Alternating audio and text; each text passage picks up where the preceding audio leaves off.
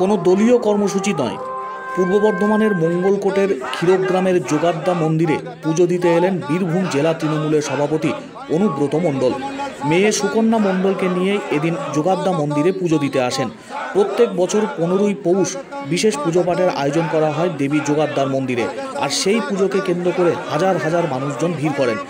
পুজো উপলক্ষে প্রায় 10 থেকে 15,000 লোকের অন্নকূটেরও ব্যবস্থা করা হয়। আর এদিন কেষ্টমণ্ডলের আগমন উপলক্ষে তৃণমূল কংগ্রেসের কর্মী সমর্থকদের প্রচুর ভিড়। সকাল থেকে বিভিন্ন জায়গা থেকে সাধারণ মানুষজন যেমন আসেন মন্দির চত্বরে, তার পাশাপাশি তৃণমূল কংগ্রেসের কর্মী সমর্থকরা এসে উপস্থিত হন। দীর্ঘদিন পর যোগাদ্দা মন্দিরে এলেন অনুব্রত মণ্ডল। মেয়ে সুকন্যা মণ্ডলকে নিয়ে তিনি দেবী যোগাদ্দার কাছে প্রার্থনা জানালেন।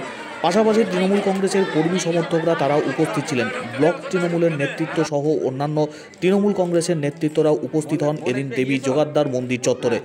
দীর্ঘ সময় পর অনুব্রত মণ্ডল পুনরায় এসে উপস্থিত হওয়ায় স্বাভাবিকভাবেই খুশি মঙ্গলকোট এলাকার তৃণমূল কংগ্রেসের কর্মী সমর্থকরা।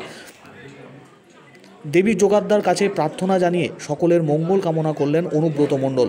সংবাদ মাধ্যমের মুখোমুখি হয়ে অনুব্রত মণ্ডল জানিয়েছেন, আগামী দিনে মঙ্গলকোট, আউসগ্রাম সহ বিভিন্ন জায়গায় দলীয় সংগঠনও তিনি দেখবেন।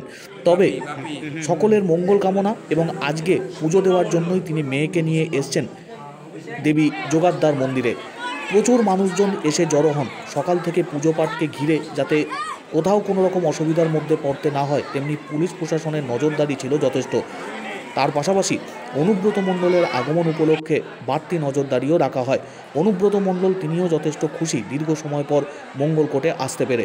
সকলের সঙ্গে তিনিও হাত নেড়ে শুভেচ্ছা বিনিময় করলেন। দলীয় সংগঠন আগামী দিনে দেখবেন বলে জানিয়েছেন সংবাদ মাধ্যমের মুখোমুখি হয়ে।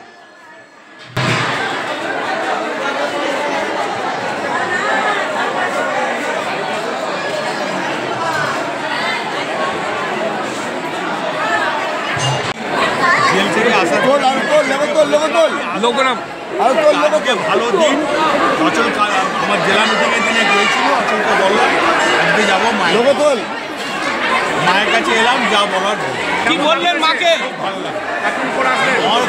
আজকের পরিবেশটা আমি অচলকে এবং মা জগদ্দমাকে বললেন মাকে, কি বললেন? তুলতে বললে হবে, সবাই নেবে তো অরূপদা। কি বললেন মাকে, কি বললেন? তৃণমূল কংগ্রেস মাকে কি বললেন দিদি? অঞ্চল প্রেসিডেন্ট থেকে বুথ প্রেসিডেন্ট থেকে সবাইকে আমি ধন্যবাদ জানাই এবং মঙ্গলকোটে যারা তৃণমূল কংগ্রেস বা মঙ্গলকোটে যারা মানুষ তারা খুবই ভালো। এবার কি মঙ্গলকোটের কর্মীরা বলছে দাদাকে আগের মতো পেতে চায়। বলছি মঙ্গলকোটে কি কোনো রাজনৈতিক প্রোগ্রামে দেখা যাবে দাদা? মমতা ব্যানার্জি তোমাদের পাশে আছে, তোমরা মমতা ব্যানার্জির পাশে থাকো। দাদা মঙ্গলকোট বিধানসভা কি দেখবেন এবার থেকে? 100 বার দেখবেন।